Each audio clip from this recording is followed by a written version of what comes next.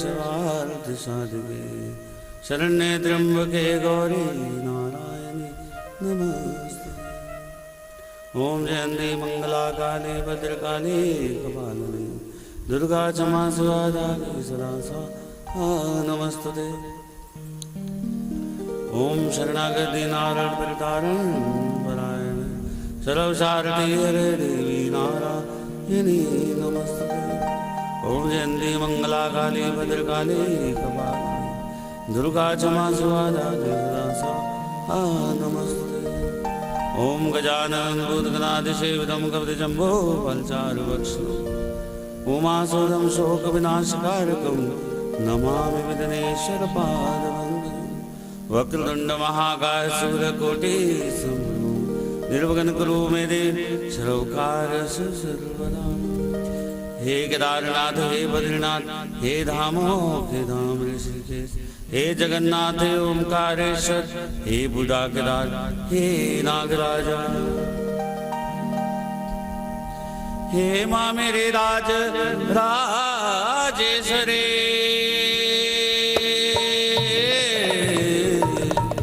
हे माँ मेरी कालका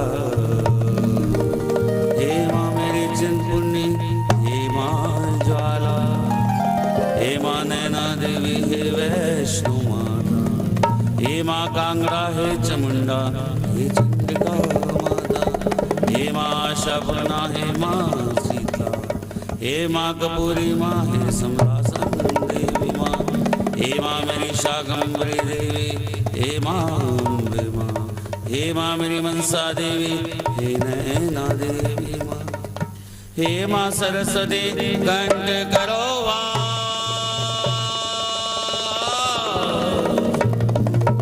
गाँव में गाता साईं की राखो मेरी लाज राखो मेरी लाज। बोलो सदगुरु साईनाथ महाराज की।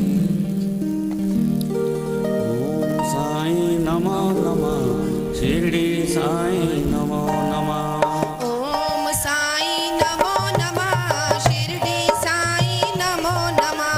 जय जय साईं नमो नमः सद्गुरु साईं नमो नमः।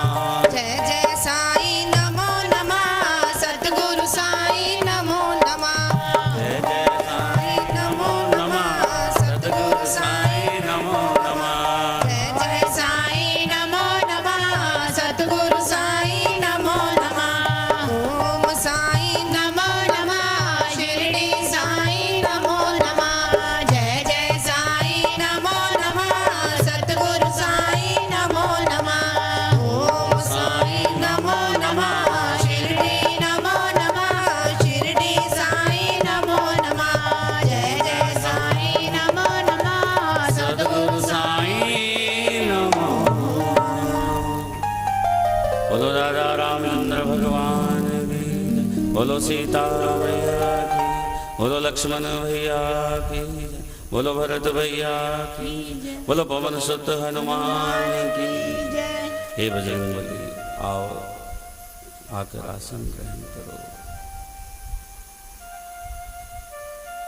श्री गुरु चरण सरोज रज निज मन मुकर सुरान वरनाऊ रघुवर विमल यश जो दायक फल जान।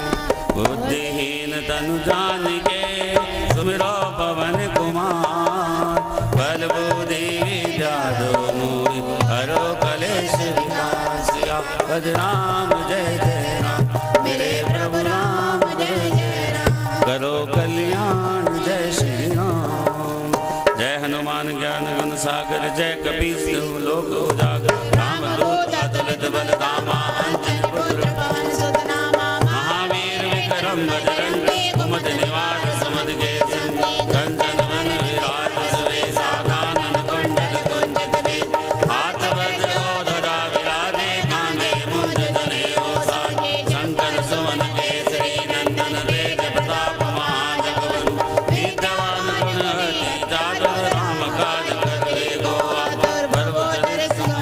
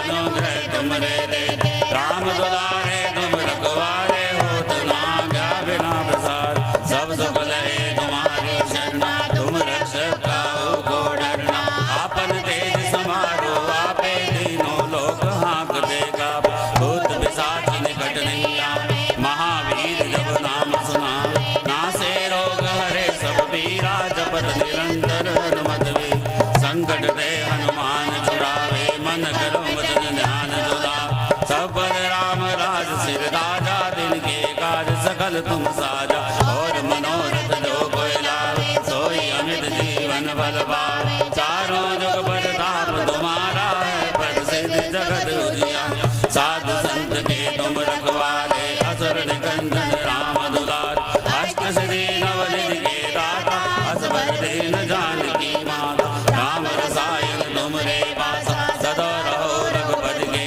दासा तुमरे भजन राम को पावे जन्म जन्म के दुख बिसराम अंत काल रघुपुर जाई जहाँ जन्म हरि भक्त का और देवता चित ना डरिए हनुमत सरे सर्व सुख कर संकट कटे मिटे सब वीरा जो सुमरे हनुमत बलवीरा जय जय जय हनुमान गोसाई कृपा करो गुरुदेव बिना जो सदबार पाठ कर जोई छूटी बंदी मास गोई जो ये पढ़े हनुमान चालीसा होए श्री सागी गौरी सा तुलसीदास सदा हरि दे कीजे नाथ मेरे पवन तन संकट हरण मंगल मूर्ति रूप राम लखन सीता मिले बसु स्वरूप सियावर राम जय जय राम जय प्रभु राम जय जय राम करो कल्याण जय जय राम बोलो राजा रामचंद्र भगवान की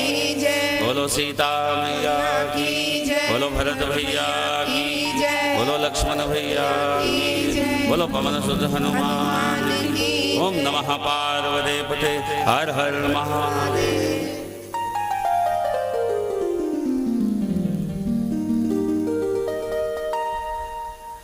बाबा की असीम कृपा से आज हम कथा के दूसरे दिन में प्रवेश कर गए हैं। संत समागम और संत की कथाओं में शामिल होना, संतों का आचरण सुनना, संतों की कथा को सुनना, संतों के प्रवचनों को मनन करना, चिंतन करना, फिर उन्हें आचरण में लाना, ये तभी संभव होता है जब ईश्वर की हम पर कृपा होती है। बगैर इस कृपा के हम किसी संत का चरित्र तो दूर की बात उसका दर्शन नहीं कर सकते।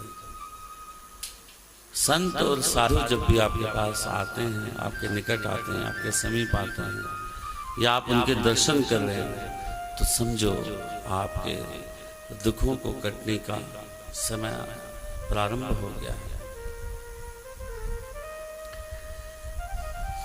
शिरडी के साईनाथ महाराज की बहुत अजीब है लीला।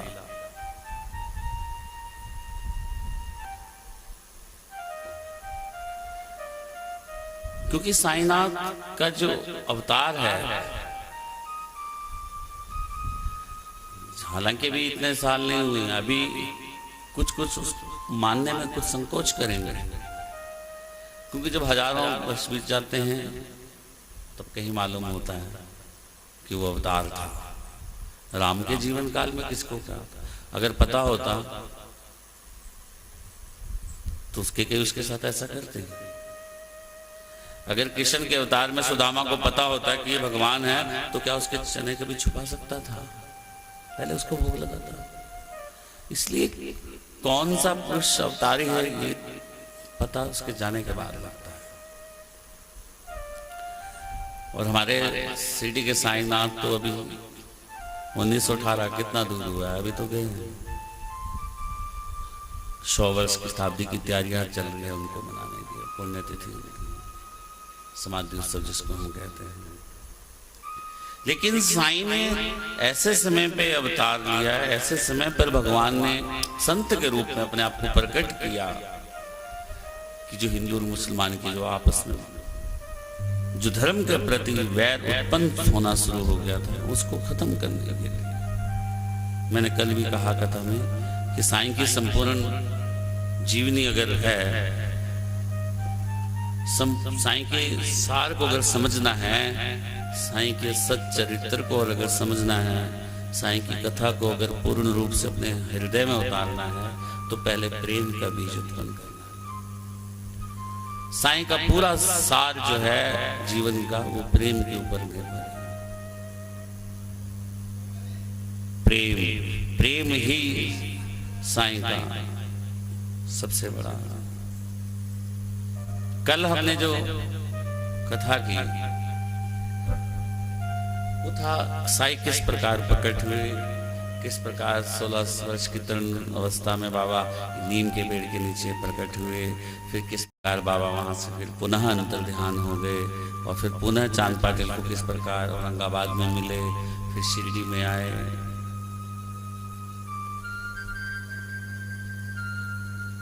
लेकिन शिरडी में चांद पाटिल की साले की बारात तो वापस लगी, लेकिन बाबा वहीं रहे 60 साल शिरडी में रहे, और वहीं पर बैठकर बाबा ने लीलाएं की। बाबा को शिरडी इतनी प्यारी लगी कि फिर बाबा का जाने का मन नहीं किया वहां से। सोचो कितने धनवान, कितने पुण्यवान, कितने वो लोग भगवान के नजदीक जो चले गए, और वो साईं जो फकीर बनकर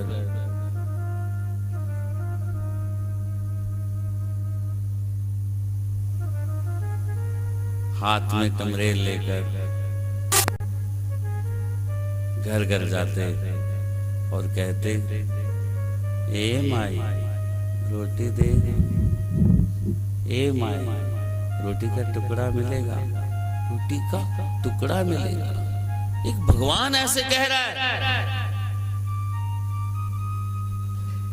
सोचो कितना धन्य था वो परिवार, वो 5 पैर कितने धन्य थे सिर्फ जिनके घर बाबा जाते थे। एक भगवान, एक परब्रह्म द्वार पे खड़ा होकर जो सारी सृष्टि को रचता है, सारी सृष्टि को जो दे रहा है, वो खुद भिखारी बनकर कह रहा है कि रोटी का टुकड़ा मिलेगा।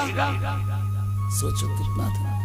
लेकिन उसको भी उस समय लोगों ने दुत्कारा।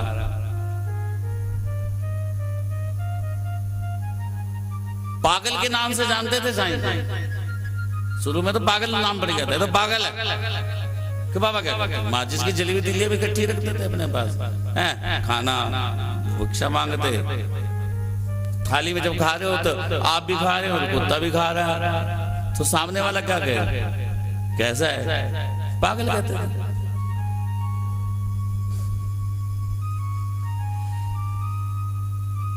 लेकिन उस पागल को भी समझने वाले बुद्धिमान व्यक्ति इस गांव में रहते थे, जिन्होंने बाबा को पहचान लिया, जिन्होंने बाबा की दृष्टि को समझ लिया।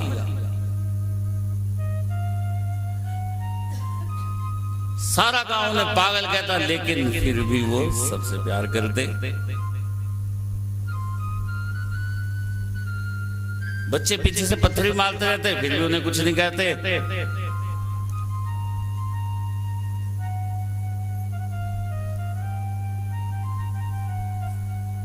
ऐसा प्रेम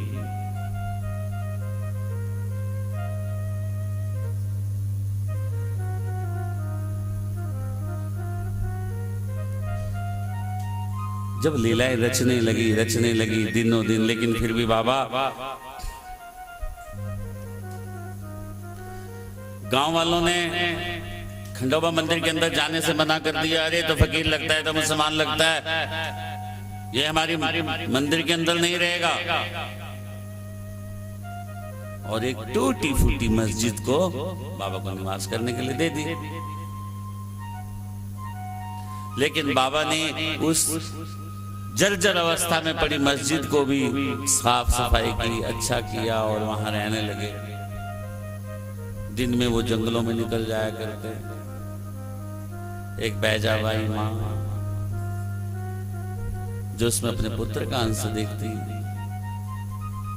रोटी की थाली साजाए हुए जंगल जंगल भटकते। अरे ओ साईं कहाँ है तू? दूर दूर जंगलों में निकल जाएगा। और कहीं मिल जाता साईं, अरे साईं ढूंढ ढूंढ के थक गए, कहाँ रहते हो? बैठो। पत्थर छाछ मच्छर शाक जो भी बनता साईं खाता। अब साईं को उस पर तरस आ गया, अरे माँ तू मुझे क्यों ढूंढती रहती है जंगलों में? मैं तो ऐसा ही हूं, मैं तो फकीर। तब बाबा ने उसे उपदेश दिया कि फकीरी अव्वल बादशाह, अमीरी तो आज है, अरे कल चली जाएगी। देखो कितनी बढ़िया बात है, इसको समझने की है। साईं चिंतन में एक एक बात को अगर आप ध्यान से गहराई में उतरोगे ना तो उसको समझोगे अच्छे से।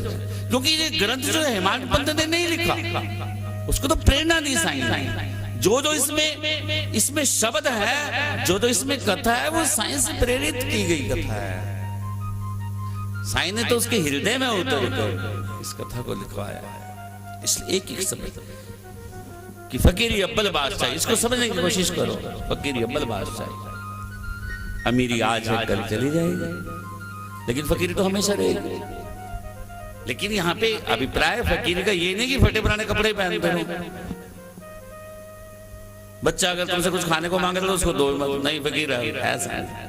फकीरी का अभिप्राय है कि धनवान होते हुए भी, करोड़पति होते हुए भी, पैसे वाले होते हुए भी कभी अपने आप घमंड मत करो। साधारण जीवन जियो, भूखे को अन्न दो, रोगी को दवाई दो, नंगे को वस्त्र दो, उसको कहते हैं फकीर। जब वो सादगी भरा जीवन तुम्हारी जिंदगी में रहेगा, फिर तुम चाहे अमीर हो चाहे गरीब हो, तुमको फर्क ही नहीं पड़ेगा। और वही जीवन तुम्हारा हमेशा चलेगा, वही सम्मान तुम्हारा हमेशा रहेगा। पैसे भले कम हो जाएंगे, लेकिन आपका सम्मान समाज में वैसे का वैसा ही रहेगा कि नहीं इंद्रियावान पुरुष है। फिर आपके पास भले ही 2 रोटी हो जाए, आप 1 रोटी दूसरे को दे दोगे। फकीरी अव्वल बादशाह।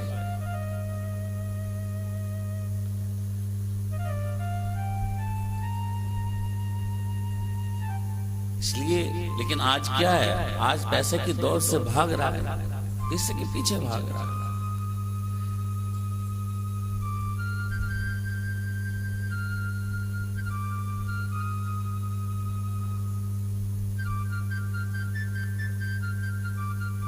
अब मैं उस मूल कथा पे आ रहा हूं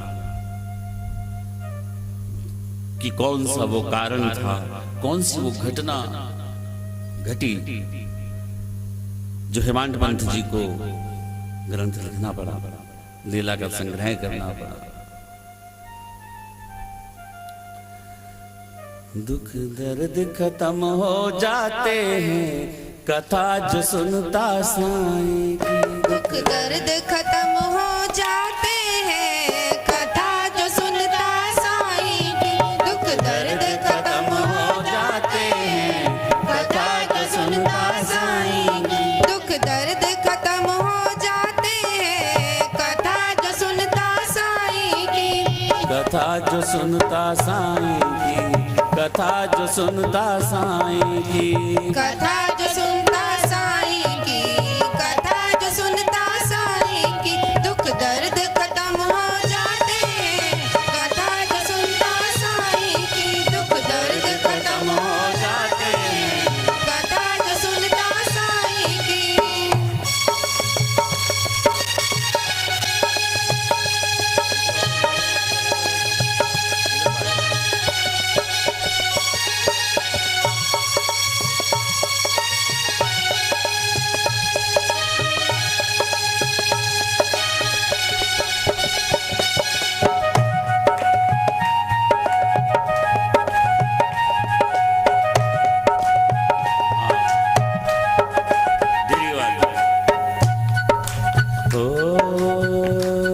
दुख दर्द खत्म हो जाते हैं, कथा जो सुनता साईं की। दर्द खत्म हो जाते हैं, कथा जो सुनता साईं की। कथा जो सुनता साईं की, कथा जो सुनता साईं की। कथा जो सुनता साईं की, कथा जो सुनता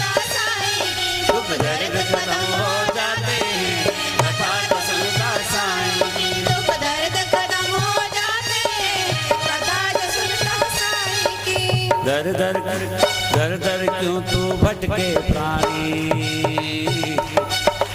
दर दर क्यों तू भटके प्राणी, आजा शरण में साईं की। दर दर क्यों तू भटके प्राणी, आजा शरण में साईं की। दर दर क्यों तू भटके प्राणी, आजा शरण में साईं की। दर दर क्यों तू भटके प्राणी, आजा शरण में साईं के। दुख दर्द खत्म हो जाते हैं, कथा जो सुनता साईं की। दुख दर्द खत्म हो जाते हैं, कथा जो सुनता साईं की। कथा जो सुनता साईं की, कथा जो सुनता साईं की।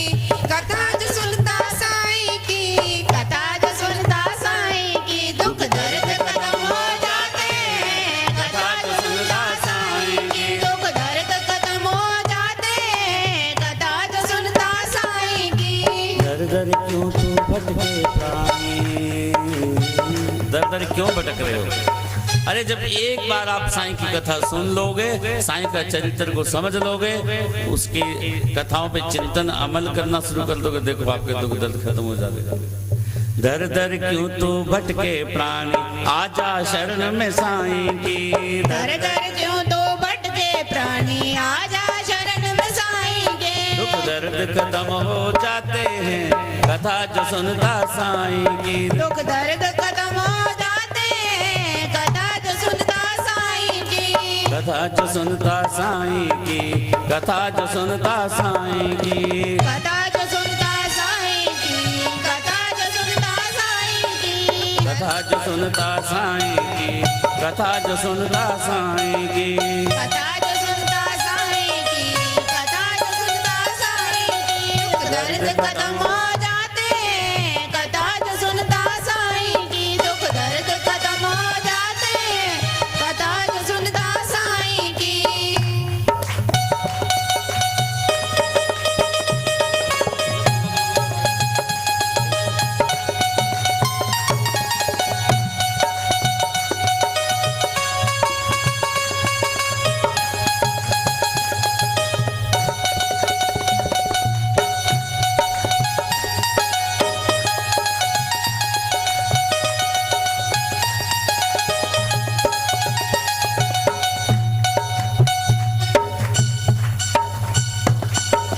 आओ सुनाओ कथा तुम्हें मैं, आओ सुनाओ कथा तुम्हें मैं, शिरडी वाले साईं की। आओ सुनाओ कथा तुम्हें मैं, शिरडी वाले साईं की। दुख दर्द खत्म हो जाते हैं, कथा जो सुनता साईं की। दुख दर्द खत्म हो जाते हैं, कथा जो सुनता साईं की। दुख दर्द खत्म हो जाते हैं, कथा जो सुनता साईं की। दुख दर्द खत्म हो जाते हैं, कथा जो दुख सुनता साईं की। दुख दर्द खत्म हो जाते खत्म हो जाते हैं, कथा जो सुनता साईं की। घमंड हो गया था कि हमारी समिति को जमीन मिल गई है, सच कह रहा हूं। और 3 साल एक ईंट नहीं लग पाई थी इससे, 2-3 साल नहीं लग पाई एक ईंट। और जब मुझे लगा कि अब कुछ गड़बड़ है, तब आके हमने भी माफी मांगी इसी जगह पे, इसी जमीन पे आके कि हे मेरे साईं, तू ही बना। और ठीक 6 महीने के अंदर ये मंदिर खड़ा हो गया, बन गया जब उसने चाहा। अहम और चल रहा है, कितना आज बढ़ गया, 2 मंजिला बन गया है, पता ही नहीं लगा। इसलिए जिस दिन साईं की सेवा करने में अगर आपका एक भी अहम प्रकट हो गया आपके दिल के अंदर, तो साईं समझ जाता है वो लेगा नहीं तब तक आपकी सेवा। अहम को त्याग, तब हिमांशु पंत ने बाबा के चरण पकड़ ली कि हे मेरे साईनाथ, हे मेरे दीनानाथ। ये बीज भी आपने ही मेरे मन में प्रकट किया है कि मैं आपकी लीला को लिखूं, इसलिए आप फिर आप क्यों मुझे सहायता नहीं करते? तब बाबा ने कहा कि हिमांशु पंत लिख, तो मेरा ग्रंथ लिख। और ये तू नहीं लिखे, ये साफ, ये मैं साईं चित्र के अंदर जो शब्द है वही साक्षात पढ़ के आपको समझा रहा हूं। साईं ने कहा है कि हिमालय बंद, मैं तेरे हृदय में प्रवेश करके अपनी लीला खुद लिखूंगा, खुद अपने भक्तों को उनके घर तक सहायता पहुंचाऊंगा, खुद अपनी लीला को उनके घर तक पहुंचाऊंगा। तो लिख। और मैं विश्वास दिलाता हूं कि जो भी इस कथा को सुनेगा, पढ़ेगा, आचरण करेगा, मनन करेगा, चिंतन करेगा, उसकी मैं सभी कार्य पूरे करूंगा। और ये बात साबित हो रही है, जो भी साईं चित्र को 7 दिन के अंदर पूरा पढ़ता है, बाबा उसकी मनोकामना पूरी करते हैं। ये तब भी होता था और आज भी हो रही है मनोकामना।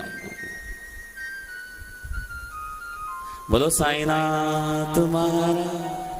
और तब तो हिमालय बड़ा खुश हो गया कि साईं मेरे को अब कोई चिंता नहीं, आपकी मुझे अनुमति मिल गई है। साईं ने कहा ठीक है, तुम हर एक लीला का संग्रह करो, जिस जिस भगत का जो जो काम हुआ उसकी संग्रह करो। फिर हिमालय पंत ने उन भक्तों को ढूंढना शुरू कर लिया, उनसे लिखवाना शुरू कर दिया कि तुम्हारे साथ क्या हुआ, तुम कैसे शिरडी आए, कैसे आए, ये जो सब लीलाएं हैं। और बीच बीच में जब बाबा उपदेश देते थे तब हिमालय पंत जी लिख लिया कर लेते थे और लिपिका बनाकर तैयार रखते थे अपने पास। और उन्होंने ये ग्रंथ रचा। आज 7 विश्राम इस ग्रंथ में है, 51 अध्याय इसके अंदर है। हर वो लीला, हर वो घटना, हर वो मुश्किल परिस्थितियों में जब आप फंस जाते हैं, कष्ट में आ जाते हैं, दुख में आ जाते हैं, उनसे कैसे निकलना है, वो कथा का समावेश इसमें है।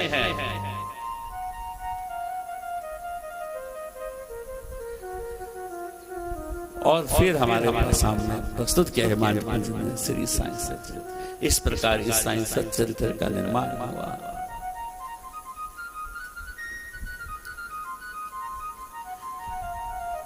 कथाओं करने का तो प्रचलन उत्तर भारत में साईं टगरा मंदिर वालों को ही मिला है, आप कालका क्षेत्र को ही मिला है। उत्तर भारत से बाहर कौन कर रहा है मुझे नहीं मालूम, लेकिन उत्तर भारत में ये पहली बार कथा 5 दिन का प्रण, ये भी बाबा ने करवाया। इसकी बहुत लंबी कहानी है, बोलूंगा तो बहुत हो जाएगी। लेकिन कालका में जब पहली बार मैंने तो वैसे ही करी थी, लेकिन बाबा ने 108 का संकल्प मुझसे लिवा दिया। अब हम 14 तक पहुंच गए और 108 तक भी बाबा पहुंचा देगा। बोलो साईनाथ तुम्हारा। दुख दर्द खत्म हो जाते हैं, कथा जो सुनता साईं के प्राणी। दर दर क्यों तू भटके प्राणी, आजा शरण में साईं के। दर दर क्यों तू भटके प्राणी, आजा शरण में साईं के। दुख दर्द खत्म हो जाते हैं, कथा जो सुनता साईं की। दुख दर्द खत्म हो जाते हैं, कथा जो सुनता साईं की। कथा जो सुनता साईं की, कथा जो सुनता साईं की। कथा जो सुनता साईं की, कथा जो सुनता साईं की। दुख दर्द खत्म हो जाते हैं, कथा जो सुनता साईं की। दुख दर्द खत्म हो जाते हैं, कथा जो सुनता साईं की। आओ सुनाओ कथा तुम्हें मैं, आओ सुनाओ कथा तुम्हें मैं, शिरडी वाले साईं की। दुख दर्द खत्म हो जाते हैं, कथा जो सुनता साईं की। दुख दर्द खत्म हो जाते हैं, कथा जो सुनता साईं। इसलिए बाबा की लीलाओं को जो सुनेगा, मनन करेगा। देखो सुनने के बाद मनन भी करना है, चिंतन भी करना है, उस पर फिर आचरण करना है। मैंने कल कहा था ना कि ये हमारा जो शरीर है वो एक रथ है, और उस रथ की जो इंद्रियां हैं वो घोड़े हैं। हमारे मन की जो इंद्रियां हैं वो घोड़े हैं, और मन उसकी लगाम है, और विवेक उसका सारथी है। इसलिए विवेक जो सारथी है उससे हमने मन की लगाम को चलाना है और उसको काम पे लगाना है। मन का काम तो सोचना, वो तो सोचता ही रहेगा। अब ये सोचा, वो सोचा, अभी भाई के बारे में, बहन के बारे में, दोस्त के बारे में, मित्र के बारे में, काम के बारे में, कुछ गलत सोचेगा, ठीक सोचेगा, लेकिन सोचता ही रहेगा। लेकिन उसको काम सोचने का क्या देना, ये आपने देना है। इसलिए उसको साईं का नाम जपने का क्या बना। अच्छा आप सोचो क्या प्रॉब्लम हो रही है आज, इको दे।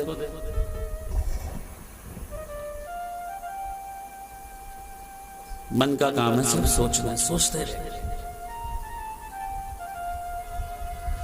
अच्छा हम सारा दिन काम करते हैं, मान लो भी हमने लिखने का काम किया, क्या 24 घंटे लिखते हैं? 1 घंटा लिख पाएंगे, 2 घंटा लिख पाएंगे, फिर तो मन हमारा शांत हो जाता है ना। उसके बाद क्या करोगे? उसके बाद क्या काम करोगे? इसलिए एक जो भी आपका इष्ट देव, मैं नहीं कहता कि साईं को मानो तुम, साईं ने तो कभी कहा ही नहीं कि मुझे मानो। साईं ने कभी अपने स्वरूप को नहीं कहा कि मुझे तुम पूजो। साईं के जीवन काल में साईं किसी को राम कथा पढ़ने को कहता था, किसी को गीता पढ़ने को कहता था, किसी को विष्णु सहस्त्र नाम लेने का काम करता था, किसी को कहते थे तुम हनुमान के मंदिर में जाओ, किसी को बोलते तुम खंडोबा के मंदिर में जाओ। बाबा ने तो अपने आप को कभी नहीं किया। बाबा ने अपने आप को कभी गुरु कहा, न कभी शिष्य बनाया, न कभी किसी के कान में मंत्र फूका। बाबा तो कहते थे भगवान का चिंतन करो, मनन करो, हम सबका जो मालिक है वो एक है, ईश्वर का ध्यान करो।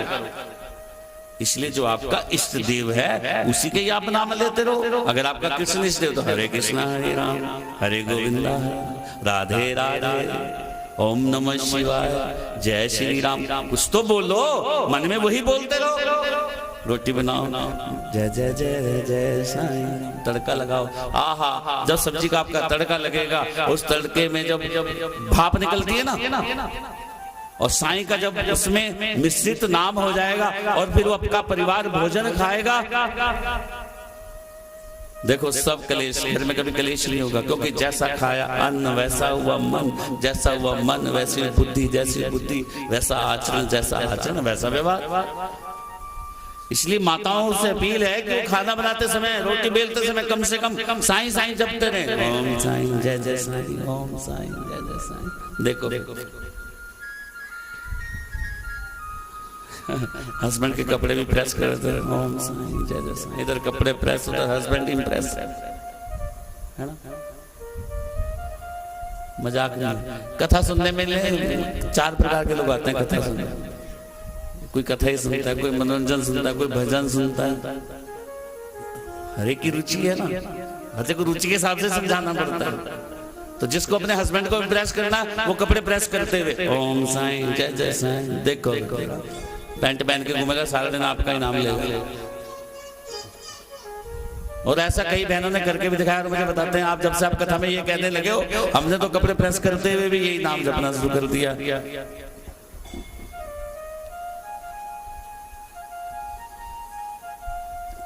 तो नाम जपते रहो और काम करते रहो। देखो ना, बाबा के जीवन काल में ही शिरडी में कितने लोग थे, लेकिन वो बाबा से मिल नहीं पाए। पड़ोस में रहते हुए भी बाबा के दर्शन नहीं कर रहे। मस्जिद के पीछे उनका घर, लेकिन कभी बाबा को मिलने नहीं गए। आज उनके परपोते बोलते हैं, और जो लक्ष्मीबाई बेचारी करती थी, उनके पोते आज परपोते सिक्के संभाल के रखे, आज उनका नाम हो रहा है। इसलिए जो प्रभु के दर्शन से वंचित रह जाता है, प्रभु ने जिसको दर्शन नहीं देने, वो चाहे भले आप भगवान के साथ बैठा है, भगवान उसको स्मृति नहीं देंगे, भगवान उसको दर्शन नहीं देंगे। भगवान की अनुमति के बिना आप दर्शन भी नहीं भगवान के कर सकते, चिंतन भी नहीं कर सकते, मनन भी नहीं कर सकते।